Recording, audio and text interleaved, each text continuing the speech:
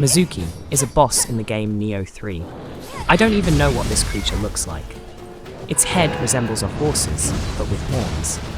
It also walks on only its two hind legs, while holding a huge weapon in its front legs. When I first encountered this boss, I thought I would have to struggle with it for a long time.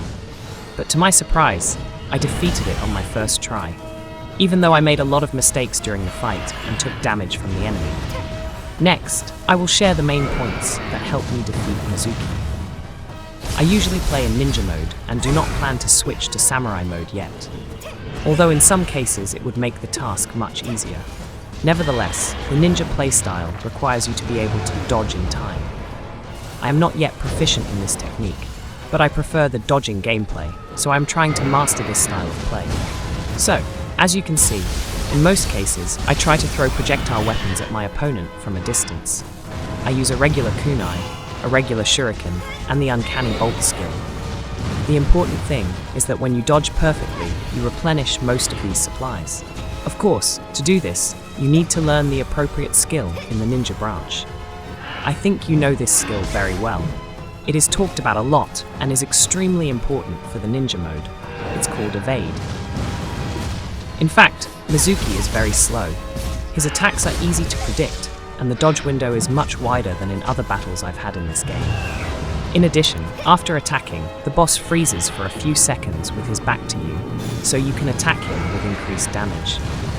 In this battle, I didn't use my ultimate ability because I simply didn't have it. If I had, this opponent would have fallen much faster.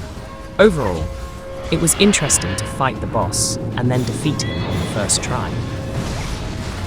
I think it's great that the game has enemies that take a long time to defeat, and enemies that you can defeat quickly. This prevents you from getting discouraged and quitting the game without completing all the challenges.